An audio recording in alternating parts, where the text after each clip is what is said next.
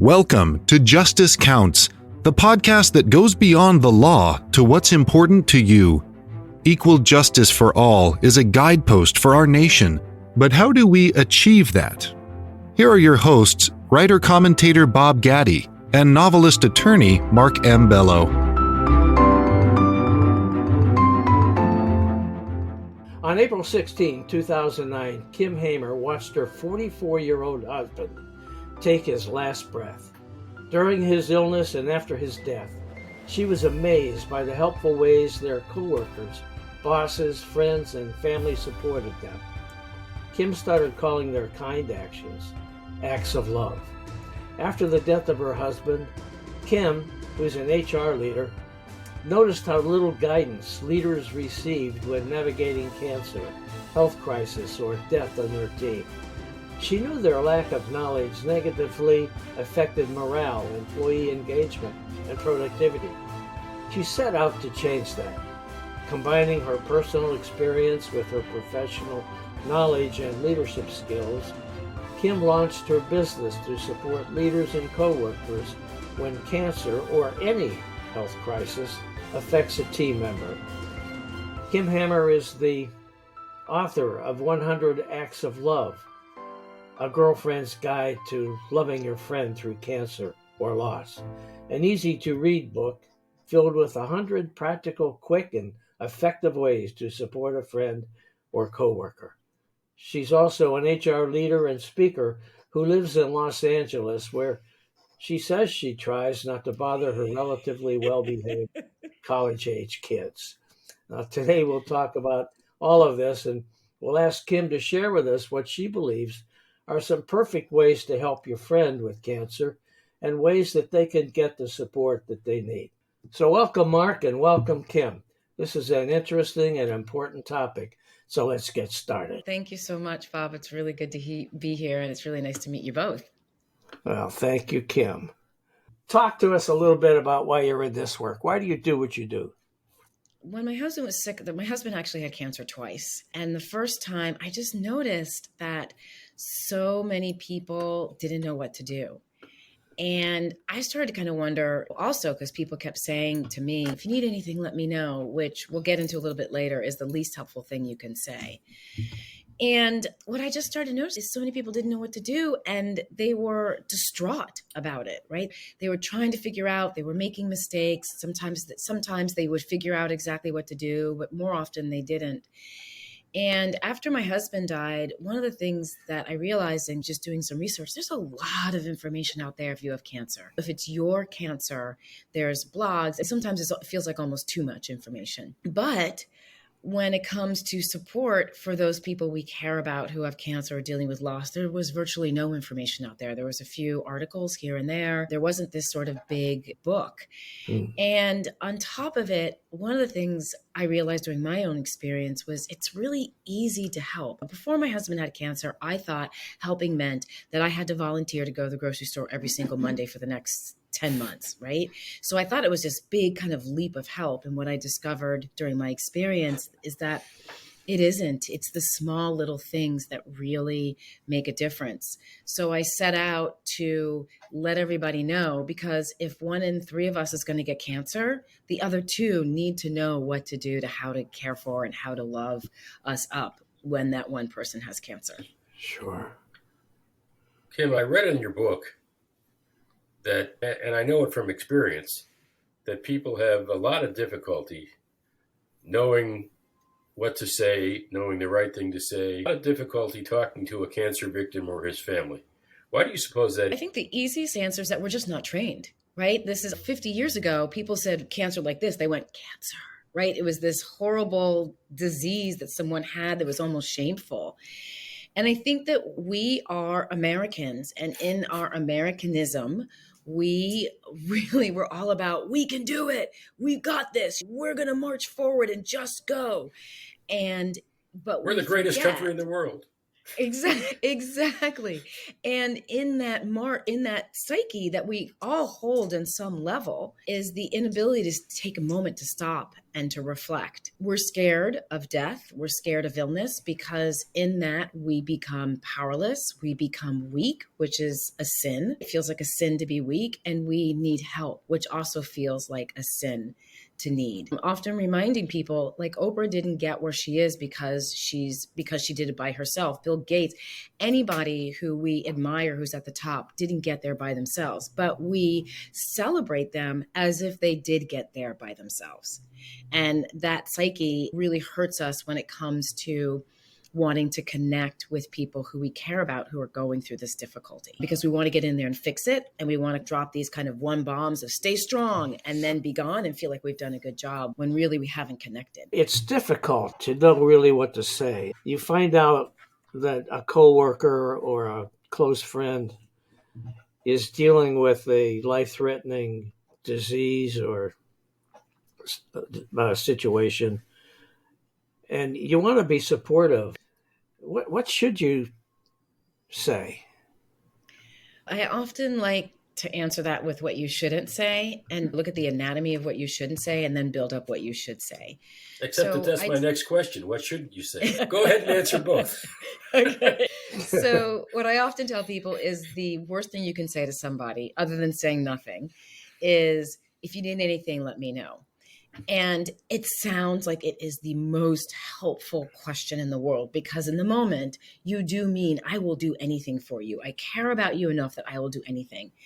But it's not helpful for three specific reasons. First of all, what is anything, right? Anything is too big.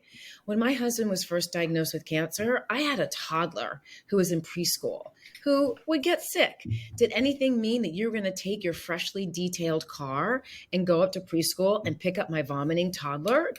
Was that anything? Or did anything mean that you would be happy to drop off a bottle of wine so I could wind down at the end of the day? So anything is too big for anyone to wrap their head around. The second reason it's not helpful is because you're going straight for the support, which is very important. You're going straight for the action. But really, when you think about a crisis in your own life, you think about a bad day, you want to be recognized for what's happening in your life. So oftentimes I tell people, when you get home from work and you've had a really bad day or a really tough commute, you're in a bad mood. Right. And you don't want someone to come in and fix the bad mood. What you want to do is you want to take a few minutes to complain about what happened, about the driver, about the person at work that's just driving you crazy. And then after you get that done, then you're willing and open to accepting some ideas. So it's the same thing, is you want to make sure that you're acknowledging what the person is going through. Cancer sucks. Loss of someone you deeply care about is really hard. So that phrase doesn't recognize that. The third reason it's not helpful is because you are now asking the person who's under incredible amount of duress to break apart their day and to find the one thing that you might be able or be willing to do.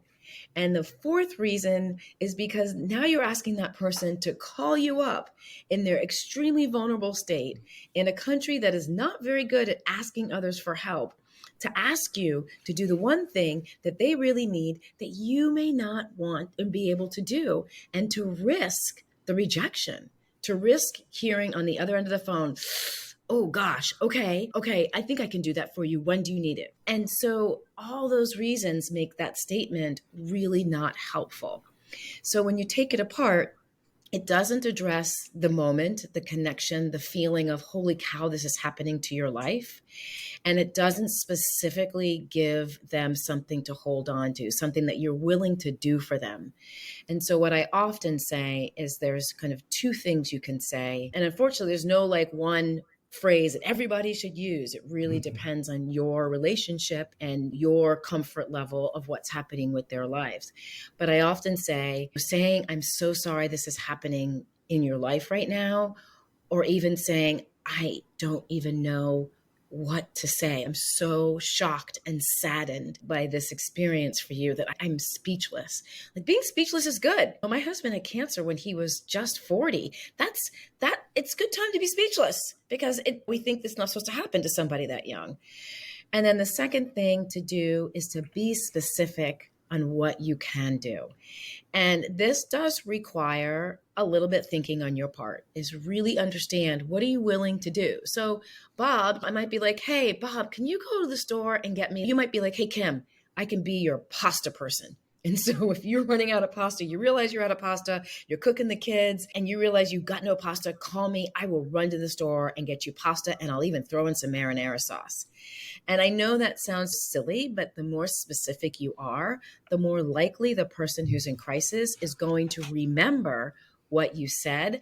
And if you offer more than once, they will probably reach out to you at some point when they need the thing that you offered. I think that's silly at all. I think that's a great suggestion, because I was going to ask you, well, if I can't tell the person, let me know what I can do, which is what normal thought would be, at least for me, let me know what I can do to help you. The idea of coming up with a suggestion like that really, I think, is very helpful to the person that workers in a situation like that. And it can be uncomfortable and difficult to figure out exactly what to say and what to do. Exactly.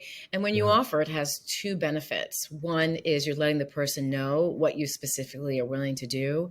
And two, it's another way that you're saying that you care about them. So even if they never take you up on the offer, they know that you care because you've offered. And I always say offer more than once, because the person that who's in the crisis is not dealing with full deck of cards at the moment. And they may not remember what you've said. You're stating every time you offer, I care about you. I'm concerned about you. I want to make your life just a little bit easier. And here's how I want to do it. So it's a really being specific is very helpful. Now, Kim, your business that you've developed is focused on helping companies, right? On helping companies deal with this kind of a situation. How can a leader balance the employees' need for support and the team's need to get work done at the same time? Because I can see where that could be almost a conflict in a way. Yeah, it feels like a lot of conflict. I think a lot of managers are really surprised when I say empathy and productivity actually do go together, because they feel like a manager feels like this person now has cancer and now I don't know what to say and I feel really bad for them, but they're head of this project and I really want them to get it done. I don't know what they can do. So they feel really uncomfortable. So what I've done is after being in HR for so many years, and my first job back into HR after my husband died was working for a company whose president's wife had cancer and the wife died.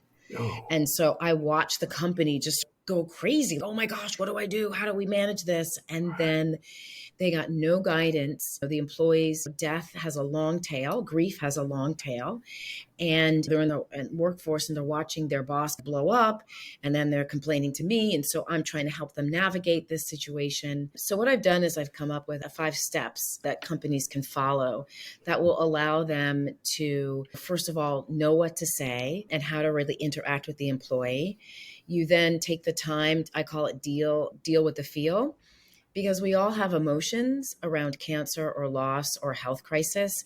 And it's really important that we take the time to understand what our emotions are about that, as well as our own stereotypes. There's a lot of stereotypes about what it means to have cancer. And we have to take those and get them out of our head and onto paper, I always say, because otherwise they leak out of you and they hamper a manager's ability to help the employee and also to lead the team. And a great example of this is, let's go back to coming home from a drive, right? You want to tell your partner what it is, but maybe you don't. And you're just pissy. And your partner, your person who's in the room with you, your cat, your dog, they know you're mad and you're trying to hide it, but they know you're angry. And so those emotions leak out of you and they affect how your team works. The third thing is I tell team members, I tell managers, you have to do an assessment. You have to understand what your employee needs. You have to understand the laws around what you can and cannot say. Those are really important. You have to understand what's happening in your team over the next period of time that your employee is going to be in treatment. You have to understand what your leadership capabilities are. Like, where are you the weakest? So you can really, once you assess that, then you can start to build the tools. And I call that section thoughtful action. And that includes coming up with communication plans. That includes sitting down with the employee who's dealing with this diagnosis or this grief or this issue that's happening in their family, and sitting down with them and coming up with a work plan. It means understanding how you're going to communicate to the team and to vendors and to customers sometimes about the issues that are happening that might slow your business down a minute. It also just figuring out what you as a team or what you as a manager or what your organization can offer. And then the last one is really about taking that long tail. So grief, cancer diagnosis, sometimes hospitalizations, ill children, they have a long tail. They're not done many of them are not done in 3 to 6 months, and it's not wrapped up in a pretty bow. My husband was and disentangled himself from cancer in March of 2000, and I think it was 2007. Yep, 2007. But it took him 4 months to be able to go back to work full time, because it was just all the chemo there were still side effects from that. We would lie in bed at nights and look at each other and go, what the hell just happened? What just happened? So it's taking that time to emotionally wrap your head around that you're fighting for your life, that my husband almost left the kids, like all that stuff, and his energy level. So we often need to think about that long tail. So that's the fifth step of really considering what that looks like for the future in your organization, and also figuring out what you as an organization want to do. Because in the end, this all wraps up into well-being. And I think that's something that we forget. We think that well-being is a program that comes into the company and everyone does it. And yay, we're in well-being. And really, employee well-being is more of a day-to-day. It's more a day-to-day on how you talk to, manage, and work with and motivate your own employees to do the work that you need to get. It brings up so many to narrow this down into one. But cancer, I lost my dad to cancer. It's a dual disease. So I feel your pain in there. But death in general in a workplace, you've got death where someone gets into an accident and is suddenly killed.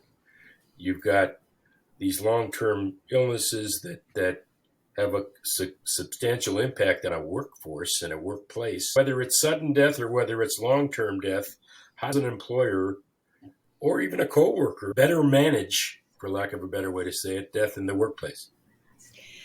That's a really hard question. So I think that when I talk about death in the workplace, there's two deaths, right? There's the death of the employee, like you were just talking about, and then there's the employee who's experienced a death. So for work, I often say what happens a lot of times is people will be very upset in the moment. It may take a few days, and then it seems to the manager like things have settled down. And what the manager doesn't see is that person getting up from their desk and walking away to the bathroom and crying, or finding that crying spot where no one will find them. What they don't see is the woman who has mascara in her car because she cries all the way to work when she thinks about her coworker who's no longer there, and then reapplies her makeup to look good when she comes into the office.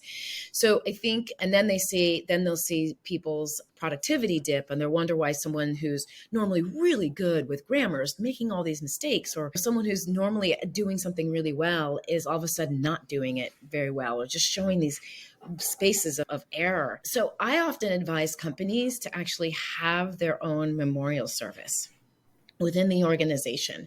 Many times I was at a company where a coworker's father died, and the company hired a bus to take everyone to the service. It was really sweet. So you could get on the bus, you didn't have to worry about driving. Everybody went, you went as an organization, you showed up. The people in the spouse of the person who died or the partner of the person who died feels really loved and cared for, because here comes the 25 people from the organization. But for the people in the organization, it's often not enough, because they're grieving the loss of a work person, and memorial services are about the life of that person. So I recommend that you hold your own memorial service in the organization, and you allow people the time to let go of those memories and to grieve those memories. The other thing is you have to model it. So it's okay for you to be in a meeting and something comes up that this person used to do and you start to cry. And it's okay for them to say, hold on, I just need a second. I just really thought about him right now and I just need a second. Or it's even though sometimes you get angry. I think that's the other side of grief that we don't think about is people get pissed. Like it just pisses you off that someone you care about died. And so sometimes that anger comes out and it's okay to say, you know what, I'm really pissed off right now that this person died. I really liked her and I really wish she were here because this is something she'd be really good at. So I think that's one of the ways that you can do it. There's lots of different ways. And then there's the employee who's lost, right? And that's the employee who you have to, it's hard because grief isn't a bald head and they look normal, but they're not. And that's where a work plan comes into place because they're just not going to be able to. Grief messes with your brain. They're just not going to be able to do the work at the level they did before their person died. And you have to give them the time to ramp up to that level. Yeah, I was going to ask you how a manager can support an employee who is grieving, but I think you covered that pretty well. I marvel at the fact that you've turned this horrible experience that you went through when you were so young into this business. How long did it take you to come up with that idea and get to the point where you could do it? I wrote the book 6 years after my husband died. And I did it in 17 minutes a day because I couldn't write for any longer than that. It was really painful for me, but I wanted to get these tips out on paper.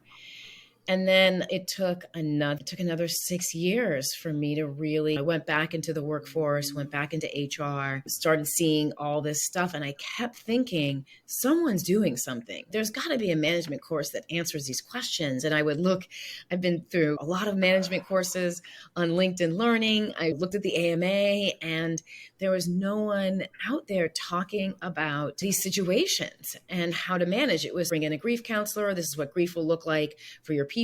There's a lot of information for people who have cancer who are working and what their rights are.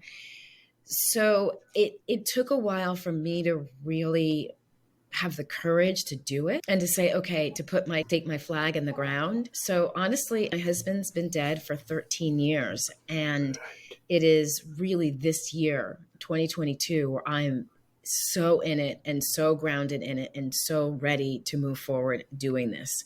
Wow. But you don't look at over 30. I don't understand. All kidding aside, this is not a topic to joke about, but No. we're living longer.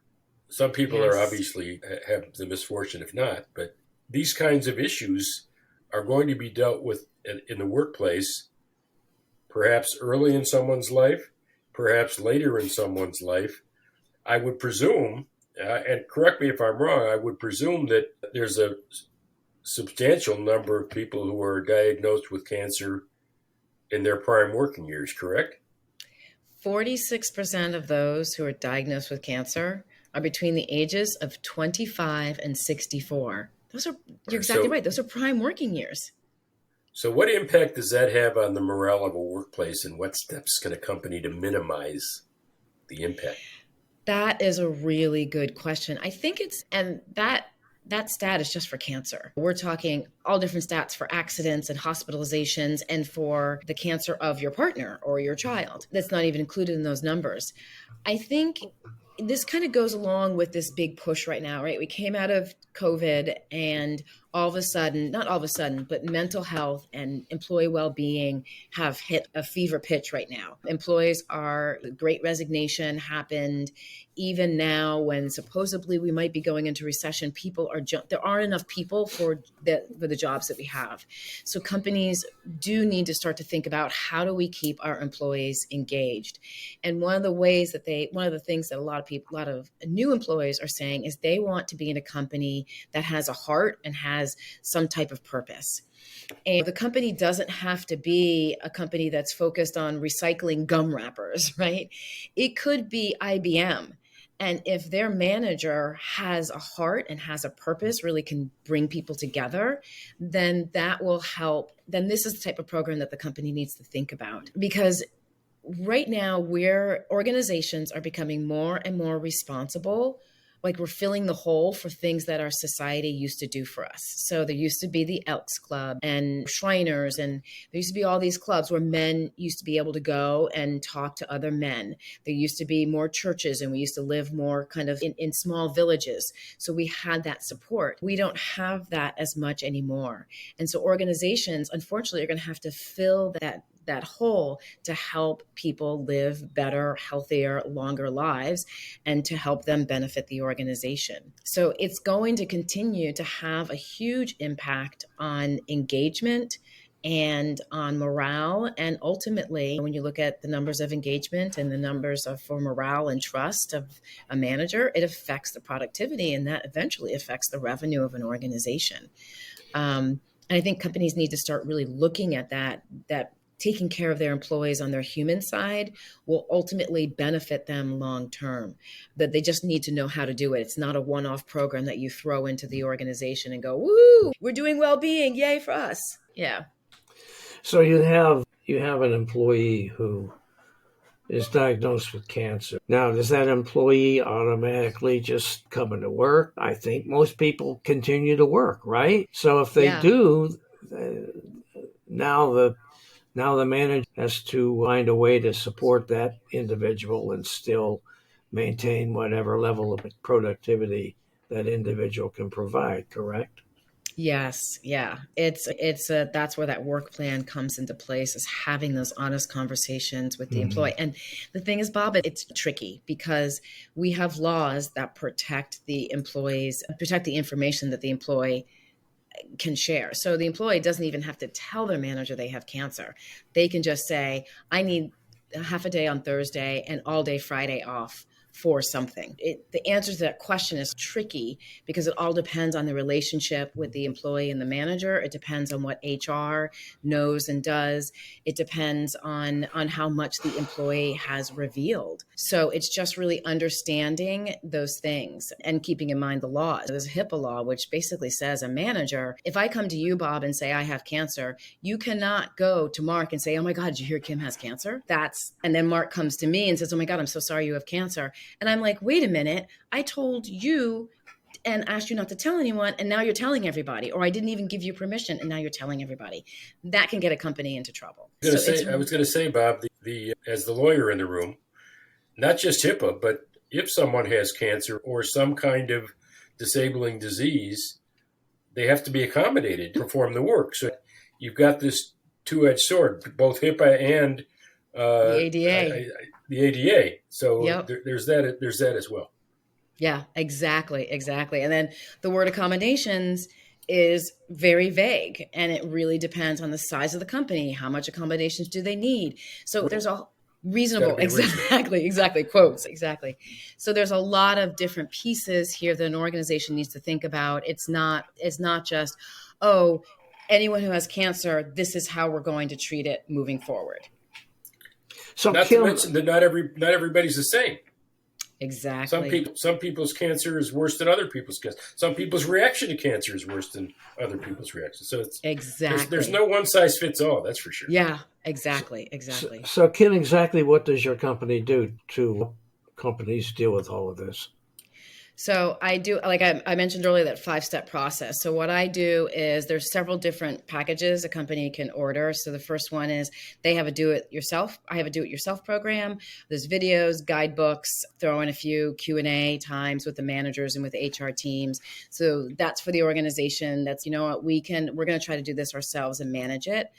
I have a do it with you program where I come in and I work very closely with the team. So it could be the team could be any group of people. It can be the manager. It can be the manager and the employee. It could be the manager, the employee and team. It could be the HR team as well. So I work alongside them and we walk through those 5 steps very carefully and we come back and we revisit. And then I have a do it for you where myself and my team come in and we manage the whole process for you. Of course, checking in and making sure that everything is along the lines and fits within the culture of the organization. But we draw up the communication plans. We draw up the work plans after interviewing the employees. We look at what are the projects that the team is coming up. It has to meet over the next 6 months. We talk to the employee and come up with some ways that they can be involved in those projects. We understand how involved they can be, what their treatment, what their side effects of their treatment will be. So we go really deep. So those are the 3 levels that I offer in my organization. And what is the name of your organization? It's actually the same name as my book right now. It's 100 Acts of Love. Okay. Now, what a coincidence. I know. Isn't that wild? It is. Okay. I know. Who'd have thunk it? And Mark, I did want to say something. You said something that it's not a laughing matter. And one of the things that I tell people, I had a friend when my husband died, and she would call and leave a message on the answering machine. Yes, it was that long ago that there was an actual machine. You all remember those days. And she would leave a message, a joke on my answering machine every Wednesday. And there were some days, especially early on, it was the only time I actually heard myself laugh. And so if you're the person who you and the coworker the coworker thinks you're really funny and you're always laughing together, their diagnosis or their loss doesn't mean that you stop doing that. You may be that funny person for them, and that might be absolutely fantastic, and that's exactly what they need. So I did want to kind of say it's borderline humor, right? You have to be careful of who you make the jokes with and what you make them with, but usually the person who's dealing with loss does find some humor in it. And usually... And there's an expectation. Yes. If you suddenly change your personality, that's not necessarily a positive thing to the person who's grieving. So I agree. I agree with you 1,000%. Well, unless it was you that changed your personality, Mark. Getting me to stop being a buffoon is very hard. Okay. I want to ask you a question about justice. My podcast, Justice Counts, typically asks these questions in a legal setting. But I often say, when I'm on the podcast and off, there's justice and injustice in a lot of different settings. And it strikes me that getting a terminal disease, one that causes you to suffer the way cancer does. And I mentioned my father. I also lost an 18-year-old nephew to cancer and watched him, something that no one would want to see. It's just awful. How does a cancer victim or his family cope with the injustice of it all? Yeah. How did I get the disease and everybody else is healthy? Why couldn't I buck the odds?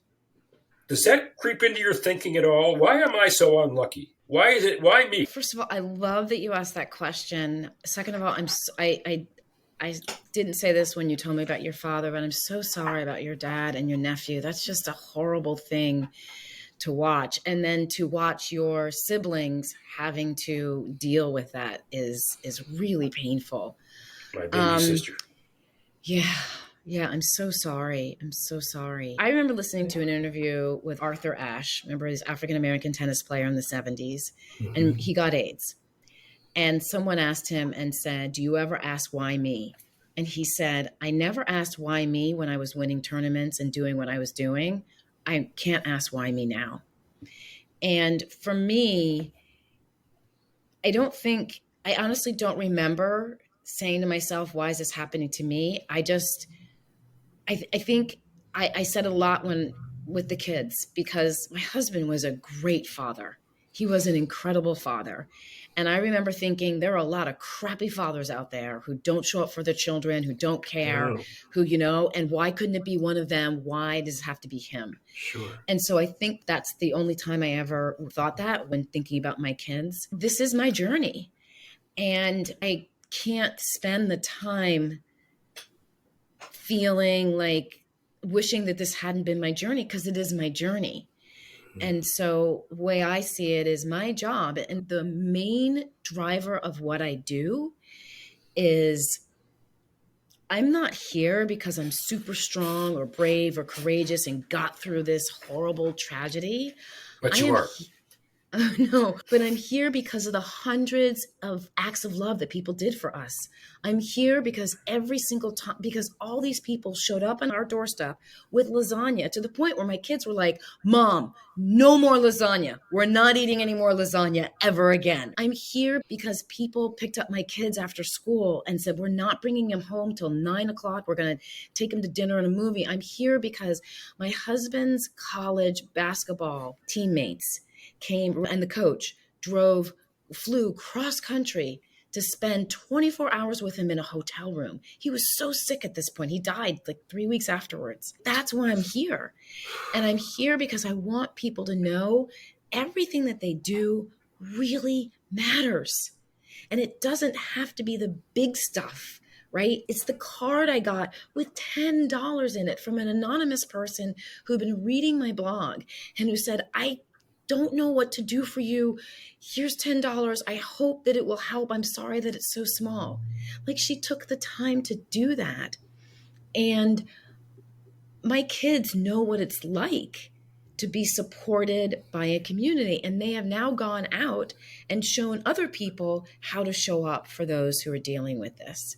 So I want people to step into their own matterness, their own, that guy, Bob, or let's call him Max, who you see every other day, don't really know him. He works in the IT department, you're in marketing, and you really like him, and you just have this really great banter, and you just found out his wife died, and you're, oh my God, what do I do? But I don't know him well enough. I want you to know that your relationship with Mark or Alex is important enough for you to walk up to him and say, I'm so sorry. You can tell I'm really passionate about this. That's what I want people to know it takes courage to show up, but that showing up is so important. It has so much benefit for the person who's in pain. So to the millions and millions of our listeners, what would be the most important takeaway that they should get from today's podcast? What's the most important lesson they can learn from you? Have courage and show up. There.